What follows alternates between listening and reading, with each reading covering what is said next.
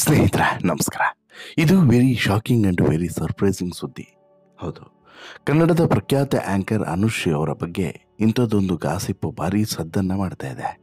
ಹೌದು, ತಮ್ಮಲೇ ನೋಡಿದಂಥ ನಿಮಗೂ ಕೂಡ ಅಚ್ಚರಿ ಆಗಿರುತ್ತೆ, ನಮಗೂ ಕೂಡ ಹಾಗೆ ಆಯಿತು.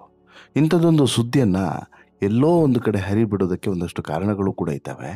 ಜೊತೆಗೆ ಅನುಶ್ರೀ ವಿರುದ್ಧ ನಿರಂತರವಾದಂಥ ಷಡ್ಯಂತ್ರವೂ ಕೂಡ ನಡೀತಿದೆ ಅನ್ನುವಂಥ ಆರೋಪ ಏನು ಕೇಳಿ ಬಂತು ನೋಡಿ, ಅದಕ್ಕೂ ಕೂಡ ಪೂರಕವಾಗಿ ಇದಿದೆ. ಯಾಕಂತ ಹೇಳಿದ್ರೆ ಕನ್ನಡದ ನಂಬರ್ 1 ಆ್ಯಂಕರ್ ಆಗಿರುವಂಥ ಅನುಶ್ರೀಯ ವಿರುದ್ಧ ಈಗ ಸಾಕಷ್ಟು ಕಡೆ ಬೇರೆ ಬೇರೆ ರೀತಿಯಾದಂತಹ ಕಾಲೆಳೆಯುವಂತಹ ಯತ್ನಗಳು ನಡೀತಿರುವಂತಹ ಹಂತದಲ್ಲೇ ಅನುಶ್ರೀ ಅವರ ಮದುವೆ ವಿಚಾರವೂ ಕೂಡ ಆಗಾಗ ಚರ್ಚೆಗೆ ಬರ್ತಾ ಇದೆ. ಈಗ ಇದೇ ಅನುಶ್ರೀ ಅವರು ಈ ಆ್ಯಂಕರಿಂಗ್ ಅನ್ನುವಂತಹ ವೃತ್ತಿಯಿಂದ ದೂರ ಆಗ್ತಾರಾ ಅನ್ನುವಂಥ ಪ್ರಶ್ನೆಯನ್ನು ಕೇಳೋದಕ್ಕೆ ಕಾರಣವೂ ಕೂಡ ಇದೆ. ಯಾರು ಕೇಳಿದ್ದು ಇಂಥದ್ದೊಂದು ಪ್ರಶ್ನೆ, ಯಾರು ಈ ರೀತಿಯಾದಂಥ ಸುದ್ದಿಯನ್ನು ಹಬ್ಬಿಸಿತ್ತು, ಎಲ್ಲಿಂದ ಆರಂಭ ಆಗಿತ್ತು, ಎಲ್ಲವನ್ನು ಕೂಡ ನೋಡ್ತಾ ಹೋಗೋಣ. ಅದಕ್ಕಿಂತ ಮುಂಚೆ ನೀವು ಇನ್ನೂ ಕೂಡ ನಮ್ಮ ಚಾನಲನ್ನು ಸಬ್ಸ್ಕ್ರೈಬ್ ಮಾಡಿಲ್ಲ ಅಂದರೆ ದಯವಿಟ್ಟು ಕೂಡಲೇ ಸಬ್ಸ್ಕ್ರೈಬ್ ಮಾಡಿ ಸ್ನೇಹಿತರೆ. ಆ್ಯಂಕರ್ ಅನುಶ್ರೀ ಅವರ ಮದುವೆ ಯಾವಾಗ ಅನ್ನುವಂತಹ ದೊಡ್ಡ ಚರ್ಚೆ ಇವತ್ತಿಗೂ ಕೂಡ ನಿಂತಿಲ್ಲ. ಜಿ ಕನ್ನಡದಲ್ಲಿ ಸರಿಗಮಪ ಭರ್ಜರಿ ಸೌಂಡ್ ಮಾಡಿ ಇದೀಗ ಮುಕ್ತಾಯ ಕೂಡ ಆಗಿದೆ. ಜಿ ಕನ್ನಡದ ಸರಿಗಮಪ ಕಾರ್ಯಕ್ರಮ ಮುಗಿಯುತ್ತಿದ್ದಂತೆ ಆ್ಯಂಕರ್ ಅನುಶ್ರೀ ಅವರ ಮದುವೆಯ ವಿಚಾರ ಮತ್ತೆ ಮುನ್ನೆಲೆಗೆ ಬಂದಿದೆ. ಹೀಗಾಗಿ ಆ್ಯಂಕರ್ ಅನುಶ್ರೀ ಅವರು ಕೋಟ್ಯಾಂತರ ಅಭಿಮಾನಿಗಳಿಗೆ ಭರ್ಜರಿ ಒಂದು ಸಂಭ್ರಮದ ಸುದ್ದಿಯನ್ನು ಕೊಡ್ತಾರೆ ಅಂತ ಹೇಳಿ ಭಾವಿಸಿದರೆ, ಇದೇ ಅನುಶ್ರೀ ಅವರು ಇಲ್ಲ, ಮತ್ತೊಂದು ಶಾಕಿಂಗ್ ಸುದ್ದಿಯನ್ನು ಕೊಡೋದಕ್ಕೆ ಮುಂದಾಕಿದ್ದಾರೆ ಅನ್ನುವಂಥ ಸುದ್ದಿ ಮತ್ತೊಂದು ಕಡೆ ಬೇರೆಯದೇ ರೀತಿಯಾದಂಥ ಸಂಚಲನಕ್ಕೆ ಕಾರಣ ಆಯಿತು. ಇಲ್ಲಿ ಆ್ಯಂಕರ್ ಅನುಶ್ರೀ ಅವರು ತಮ್ಮ ಆ್ಯಂಕರಿಂಗ್ ವೃತ್ತಿಗೆ ನಿವೃತ್ತಿಯನ್ನು ಘೋಷಣೆ ಮಾಡ್ತಾರಂತೆ ಅನ್ನುವಂಥ ಸುದ್ದಿ ಈಗ ಎಲ್ಲ ಕಡೆಯೂ ಕೂಡ ವೈರಲ್ ಆಯಿತು. ಹಾಗಾದರೆ ಯಾಕೆ ಇಂಥದ್ದೊಂದು ಮಾತುಗಳು ಕೇಳಿ ಬರೋದಕ್ಕೆ ಶುರುವಾಯಿತು? ಅದರಲ್ಲೂ ಕೂಡ ಅನುಶ್ರೀ ಅವರಿಗೆ ಈ ಆ್ಯಂಕರಿಂಗ್ ಅನ್ನೋದು ಉಸಿರಾಗಿ ಹೋಗಿದೆ. ಹಾಗಿರುವಾಗ ಆ್ಯಂಕರಿಂಗಿಂದ ದೂರ ಆಗ್ತಾರಾ? ಸಾಧ್ಯನಾ? ಈ ರೀತಿಯಾದಂಥ ಪ್ರಶ್ನೆ ಈಗ ಎಲ್ಲರಲ್ಲೂ ಕೂಡ ಮೂಡುವಂಥದ್ದೇ, ನಿಮ್ಮಲ್ಲೂ ಕೂಡ ಮೂಡಿರ್ಬೋದು. ಕನ್ನಡತಿ ಆ್ಯಂಕರ್ ಅನುಶ್ರೀ ಅಂದರೆ 7 ಕೋಟಿ ಕನ್ನಡಿಗರಿಗೆ ಸಿಕ್ಕಾಪಟ್ಟೆ ಪ್ರೀತಿ, ಗೌರವ, ಇಷ್ಟ. ಇದೇ ಕಾರಣಕ್ಕೆ ಆ್ಯಂಕರ್ ಅನುಶ್ರೀ ಅವರನ್ನು ನಮ್ಮ ಮನೆಯ ಮಗಳು ಅಂತಲೇ ಸಾಕಷ್ಟು ಜನ ಕರೀತಾರೆ ಕನ್ನಡಿಗರು.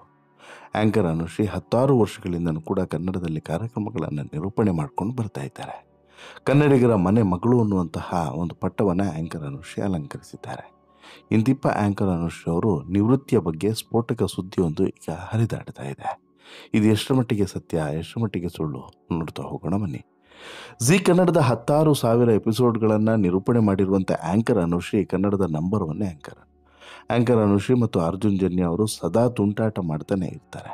ಅರ್ಜುನ್ ಜನ್ಯ ಆ್ಯಂಕರ್ ಅನುಶ್ರೀ ಸರಿಗಮಪ ವೇದಿಕೆ ಮೇಲೆ ಸಖತ್ ಸ್ಟೆಪ್ಸನ್ನು ಹಾಕಿ ಡ್ಯಾನ್ಸ್ ಮಾಡಿರುವಂಥ ವಿಡಿಯೋ ಕೂಡ ವೈರಲ್ ಆಗಿತ್ತು. ಹಾಗೆ ಆ್ಯಂಕರ್ ಅನುಶ್ರೀ ಅವರು ಡ್ಯಾನ್ಸ್ ಮಾಡಿರುವಂಥ ವಿಡಿಯೋ ವೈರಲ್ ಆದಂಥ ಬೆನ್ನಲ್ಲೇ ಆ್ಯಂಕರ್ ಅನುಶ್ರೀ ಅರ್ಜುನ್ ಜನ್ಯ ಸೈಕಲ್ ಏರಿ ಸಖತ್ ರೊಮ್ಯಾಂಟಿಕ್ ಆಗಿಯೂ ಕೂಡ ಗಮನವನ್ನು ಸೆಳೆದಿದ್ರು. ಇಬ್ಬರ ಈ ತಮಾಷೆಯ ಮದುವೆ ಕೂಡ ಸಿಕ್ಕಾಪಟ್ಟೆ ಗಮನವನ್ನು ಸೆಳೆದಿತ್ತು. ಆ್ಯಂಕರ್ ಅನುಶ್ರೀ ಮತ್ತು ಅರ್ಜುನ್ ಜನ್ಯ ಮದುವೆ ಆಗ್ತಾರೆ ಅನ್ನುವಂಥ ವದಂತಿ ಕೂಡ ಹಬ್ಬಿತ್ತು. ಹೀಗಿರುವಾಗಲೇ ಆ್ಯಂಕರ್ ಅನುಶ್ರೀ ಅವರು ನಿವೃತ್ತಿಯನ್ನು ಘೋಷಣೆ ಮಾಡ್ತಾರೆ. ಸರಿಗಮಪ ಮುಕ್ತಾಯಗೊಂಡಂತಹ ಬೆನ್ನಲ್ಲೇ ಮಹತ್ವದ ಘೋಷಣೆಯನ್ನು ಮಾಡ್ತಾರೆ ಅನ್ನುವಂಥ ಸುದ್ದಿ ಹರಿದಾಡ್ತಿದೆ. ಹೌದು, ಕನ್ನಡ ನಾಡಿನ ಜನರ ಮನೆ ಮಗಳು ಆ್ಯಂಕರ್ ಅನುಶ್ರೀ ಇದೀಗ ಸರಿಗಮಪ ಮುಕ್ತಾಯಗೊಂಡಂಥ ಬೆನ್ನಲ್ಲೇ ಮಹತ್ವದ ಘೋಷಣೆಯನ್ನು ಮಾಡಿ ನಿವೃತ್ತಿಯನ್ನು ಘೋಷಿಸ್ತಾರೆ ಅನ್ನುವಂಥ ಸುದ್ದಿಯನ್ನು ಹರಿಬಿಟ್ಟಿದ್ರು. ಸೋಷಿಯಲ್ ಮೀಡಿಯಾದಲ್ಲಿ ಈ ಬಗ್ಗೆ ಭಾರಿ ದೊಡ್ಡ ಚರ್ಚೆ ಕೂಡ ನಡೀತಾ ಇದೆ. ಆ್ಯಂಕರ್ ಅನುಶ್ರೀ ಹೀಗೆ ನಿವೃತ್ತಿಯನ್ನು ಘೋಷಣೆ ಮಾಡಿದ್ದಾರೆ ಅನ್ನುವಂಥ ಸುದ್ದಿಯನ್ನು ಕೇಳಿ ದೊಡ್ಡ ಸಂಚಲನ ಕೂಡ ಸೃಷ್ಟಿಯಾಗಿದೆ. ಆದರೆ ಈವರೆಗೂ ಅನುಶ್ರೀ ಅವರು ಹೀಗೆ ನಿವೃತ್ತಿಯನ್ನು ಮಾಡಿ ಇನ್ನಂತಹ ಯಾವತ್ತೂ ಕೂಡ ಆ್ಯಂಕರಿಂಗ್ ಮಾಡಲ್ಲ ಅನ್ನುವಂತಹ ಆಲೋಚನೆಗೆ ಬರ್ತಾರೆ ಅನ್ನೋದನ್ನು ನಂಬಲಿಕ್ಕೂ ಕೂಡ ಸಾಧ್ಯವಿಲ್ಲ. ಯಾಕಂತ ಹೇಳಿದ್ರೆ ಅಂಥ ಸುದ್ದಿ ಇದು. ಹಾಗಾಗಿ ಅನುಶ್ರೀಯಲ್ಲಿ ನಿವೃತ್ತಿಯನ್ನು ತೆಗೆದುಕೊಳ್ಳುವಂಥದ್ದು ಎಲ್ಲೂ ಕೂಡ ನಂಬೋದಕ್ಕೆ ಸಾಧ್ಯವೇ ಇಲ್ಲ ಅನ್ನೋಂಥದ್ದು ದೊಡ್ಡ ವಿಚಾರನೇ. ಆ್ಯಂಕರ್ ಅನುಶ್ರೀ ಅವರೇ ಆಗಲಿ ಅಥವಾ ಅವರ ಕಡೆಯಿಂದ ಆಗಲಿ ಯಾರೂ ಕೂಡ ಈ ಸುದ್ದಿಯನ್ನು ಇನ್ನೂ ಕೂಡ ಅಧಿಕೃತವಾಗಿ ಹೇಳಿಲ್ಲ. ಹಾಗೆ ಒಂದು ವೇಳೆ ಅನುಶ್ರೀ ಅವರು ಆ್ಯಂಕರಿಂಗ್ ವೃತ್ತಿಗೆ ನಿವೃತ್ತಿಯನ್ನು ಹೇಳಿದರೆ ಬೇರೆ ಏನು ಮಾಡ್ತಾರೆ? ಹೊಟ್ಟೆಗೇನು ಮಣ್ಣು ತಿಂತಾರ?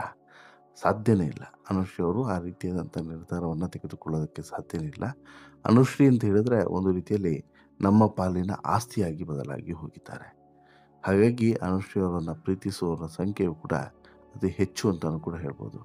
ಅದರ ಜೊತೆಗೆ ಕೇವಲ ಪ್ರೀತಿಸುವವರ ಸಂಖ್ಯೆ ಹೆಚ್ಚು ಅಂತಲ್ಲ, ಒಂದು ರೀತಿಯಲ್ಲಿ ಅನುಶ್ರೀ ಅವರ ಆ್ಯಂಕರಿಂಗು ಸೆಳೆಯುವಂತಹ ಶಕ್ತಿಯನ್ನು ಹೊಂದಿದೆ, ಮ್ಯಾಗ್ನೆಟಿಕ್ ಪವರನ್ನು ಹೊಂದಿದೆ.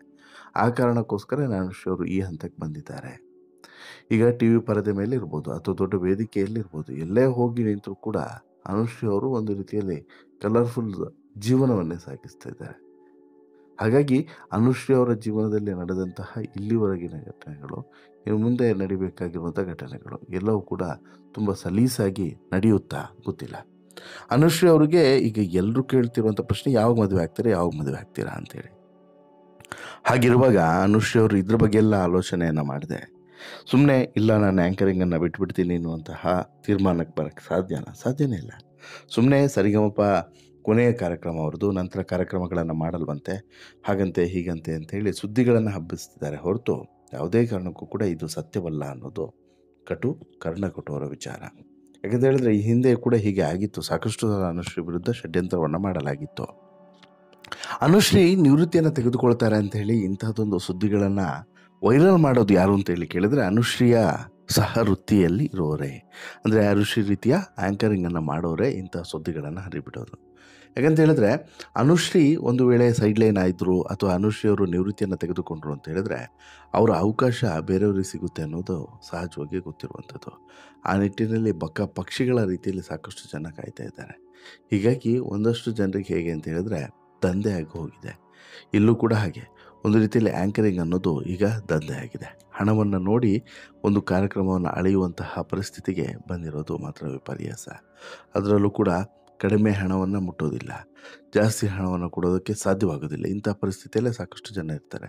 ಹಾಗಿರುವಂಥ ಸಂದರ್ಭದಲ್ಲಿ ಯಾರೇ ಆದರೂ ಕೂಡ ಒಂದು ಸ್ವಲ್ಪ ಅಡ್ಜಸ್ಟ್ಮೆಂಟನ್ನು ಮಾಡ್ಕೊಂಡು ಹೋದರೆ ಮಾತ್ರ ಎಲ್ಲವೂ ಕೂಡ ಸ್ಮೂತಾಗಿ ಹೋಗೋದು ಅನ್ನೋದರಲ್ಲಿ ಡೌಟೇ ಇಲ್ಲ. ಹೀಗಾಗಿ ಇಲ್ಲಿವರೆಗೆ ನಡೆದಂಥ ಕಾನ್ವರ್ಸೇಷನ್ ಒಂದು ರೀತಿ, ಇನ್ನು ಮುಂದೆ ನಡಿಬೇಕಾಗಿರುವಂಥ ಕಾನ್ವರ್ಸೇಷನ್ ಮತ್ತೊಂದು ರೀತಿ ಅನ್ನೋದ್ರಲ್ಲೂ ಕೂಡ ಅನುಮಾನನೇ ಇಲ್ಲ. ಯಾಕಂತ ಹೇಳಿದ್ರೆ ಅನುಶ್ರೀ ಅವರು ಇಲ್ಲಿವರೆಗಿದ್ದಂಥ ರೀತಿಯ ಬಗ್ಗೆ ಮತ್ತು ಇನ್ನು ಮುಂದೆ ಅನುಶ್ರೀ ಅವರು ಇರುವಂಥ ರೀತಿಯ ಬಗ್ಗೆ ನಾವು ವ್ಯತ್ಯಾಸವನ್ನು ಕಂಡುಹಿಡಿಬೋದು. ಹಾಗೆಯೇ ಅನುಶ್ರೀ ಅವರು ಮಾತ್ರವಲ್ಲ, ಅನುಶ್ರೀ ಅವರಿಗೆ ಸಂಬಂಧಪಟ್ಟಂತೆ ಎಲ್ಲ ಕಾರ್ಯಕ್ರಮಗಳು ಕೂಡ ಈಗ ನಿಂತಿದ್ದಾವೆ. ಆ ಎಲ್ಲ ಕಾರ್ಯಕ್ರಮಗಳಿಗೂ ಕೂಡ ಮತ್ತೆ ಚಾಲನೆಯನ್ನು ಕೊಟ್ಬಿಟ್ಟು ಅನುಶ್ರೀ ಅವರು ಅಲ್ಲ ಅನ್ನುವಂಥ ಒಂದು ಬೇಸರದಲ್ಲಿ ಏನಿದ್ದಾರೆ ನೋಡಿ, ಅವರಿಗೆಲ್ಲ ಬೇಸರವನ್ನು ತಣಿಸುವಂಥ ಕೆಲಸವನ್ನು ಮಾಡಬೇಕಾಗಿರುತ್ತೆ. ಯಾಕಂತ ಹೇಳಿದ್ರೆ ಅನುಶ್ರೀ ಯಾವುದೇ ಕಾರಣಕ್ಕೂ ಕೂಡ ಆ್ಯಂಕರಿಂಗ್ ವೃತ್ತಿಯನ್ನು ಬಿಡೋದಕ್ಕೆ ಚಾನ್ಸೇ ಇಲ್ಲ. ಆದರೆ ಈ ಕೆಲವೊಂದಷ್ಟು ಅತೃಪ್ತ ಆತ್ಮಗಳಿರ್ತಾವಲ್ಲ, ಹೊಟ್ಟೆ ಕಿಚ್ಚಿಗೋಸ್ಕರ ಮಾಡೋವು, ಅವು ಈ ರೀತಿಯೆಲ್ಲ ಮಾಡೋದು ಅನ್ನೋದರಲ್ಲಿ ಅನುಮಾನ ಇಲ್ಲ.